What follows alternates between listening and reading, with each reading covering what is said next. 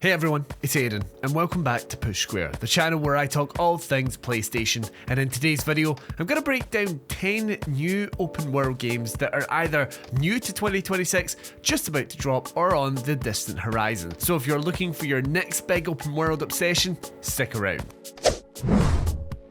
Let's kick off with Crimson Desert, which drops on PS5 on March 19th. I'm not gonna lie, to start off, I didn't really see the appeal of this game, it felt like it was trying to do too much, which in some ways I think it still is, but the recent deep dive videos from the developers, which showcase combat, the world, and progression, it really gave me that open world urge, you know, the one that makes you crave being dozens of hours deep into a big open world where your gear you've acquired on your many quests is like cool looking and the skills you've worked hard to earn make you an absolute beast in combat.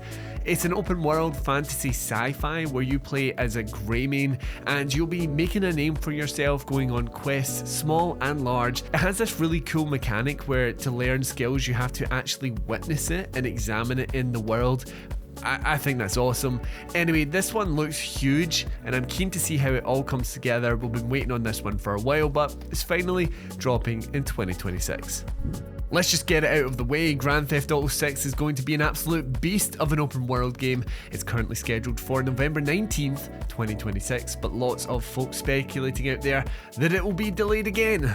I really hope not. Anyway, this time it looks like we're getting a recreation of Florida in some capacity with seafaring cityscapes, swampy outbacks, and everything in between. The level of detail from the small snippets that we've seen at this point are almost overwhelming. I'm gagging to get that Rockstar gameplay deep dive so we can get a proper look at the new mechanics and the gameplay changes, but after GTA 5 and the masterpiece that is Red Dead Redemption 2, GTA 6 is going to be a banger. I cannot wait.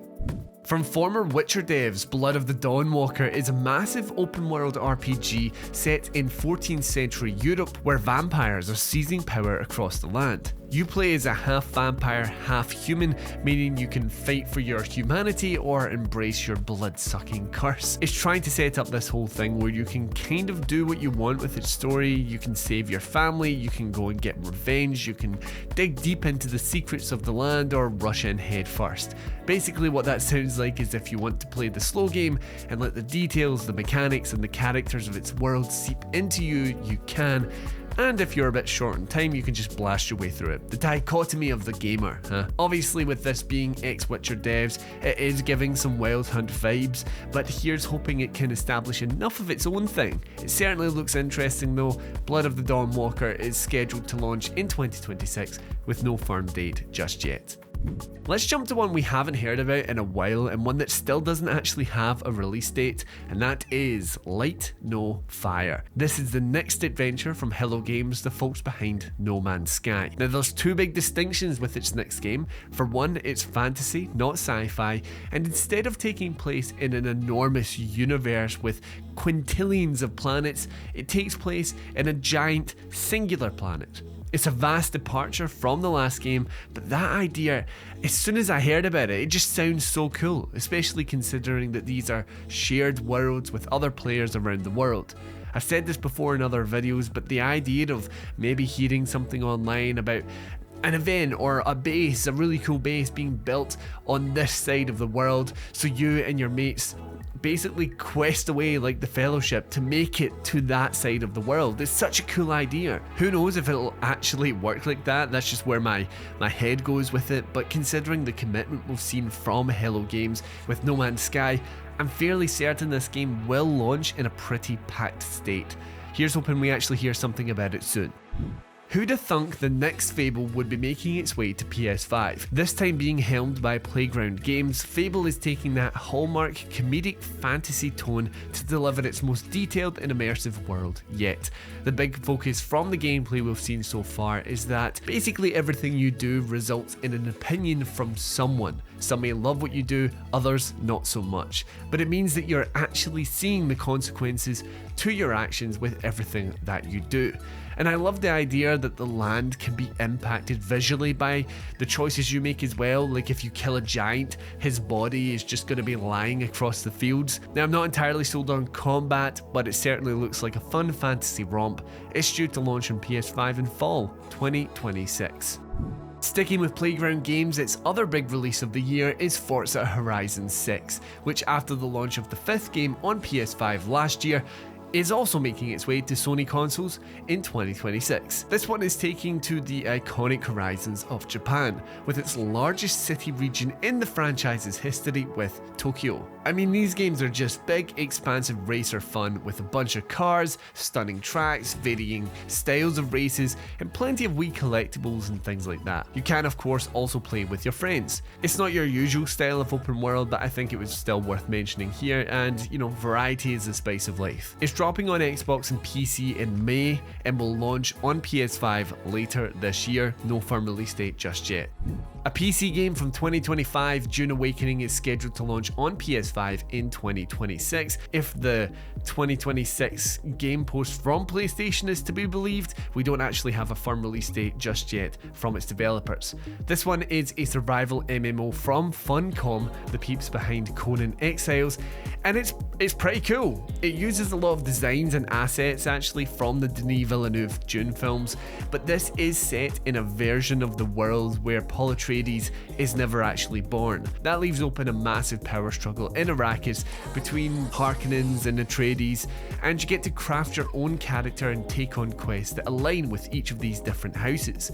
What I love about this game is its very intuitive yet increasingly deep base building mechanics as you expand your base, try to get the gear to harvest spice, and constantly struggle with water management. It's got plenty of PvE and PvP areas as well, depending on what kind of online content you're into. I tend to kind of struggle to latch onto some of these games despite the fact that I really like them, but knowing and loving the world and lore of the Dune universe really does it for me. I played this one on PC quite a bit, but I want to play it with my mates on PS5, so 2026, let's make it the year. Lego Batman is back with Legacy of the Dark Knight, and you may be a little surprised to see a game like this included in an open world games list, but that's right, Legacy of the Dark Knight actually has an open world version of Gotham to explore in all of its blocky Lego glory. Visually, this looks really nice, but the impressive part is that it basically has the combat from the Arkham games, albeit with a much more playful atmosphere. You can jump about in your Batcycle or Batmobile, glide across the streets, and discover a plethora of collectibles and of course plenty of wee Easter eggs, as is to be expected in these Lego games. Now these types of Lego games, they're always fun, but this just feels like a different beast. It feels much bigger, and I think Batman fans are really going to have a lot of fun with it. Lego Batman Legacy of the Dark Knight drops on PS5 May 29th. Next up, we have the Gothic Remake, which is scheduled to launch on June 5th. This is a faithful remake of a classic RPG from 2001. It's a fantasy world with what it calls an organic open world that reacts dynamically to your actions and supposedly has unrestricted exploration, which is quite funny because the premise of the game is that a magical barrier has trapped everyone inside the kingdom of Murtana, where prisoners rebel, creating a new lawless territory stuffed with orcs and creatures and a king that's trying to grasp onto control.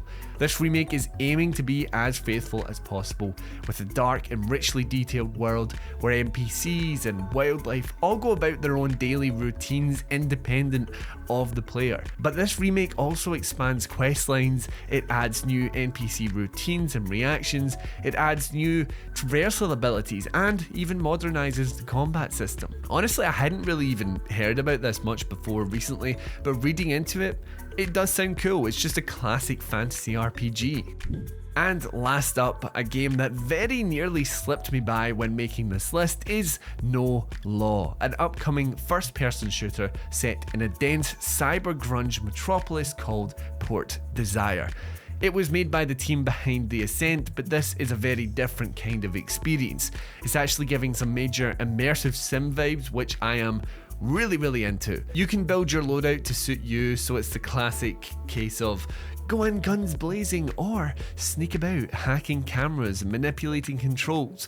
But what's really calling out to me is that it is supposedly a world that remembers your actions, with differently vertically stacked locales, from slum alleyways to luxurious interiors. I'd love to see a bit more about the game before I fully commit to it, but I like the aesthetic. The gameplay looks fun from what we've seen, that crunchy, pulpy, violent combat, and I like the sound of the world. There's no release date for this yet, but I'll be keeping an eye on it when it launches at some point in 2026.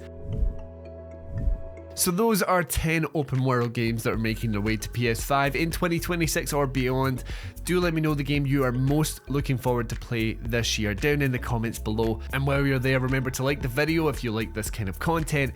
And if you really like this kind of content, maybe even subscribe. I talk about PlayStation video games every single week. Anyway, that's it from me today. So thank you for stopping by. And until next time, I've been Aaron, and this has been Push Square.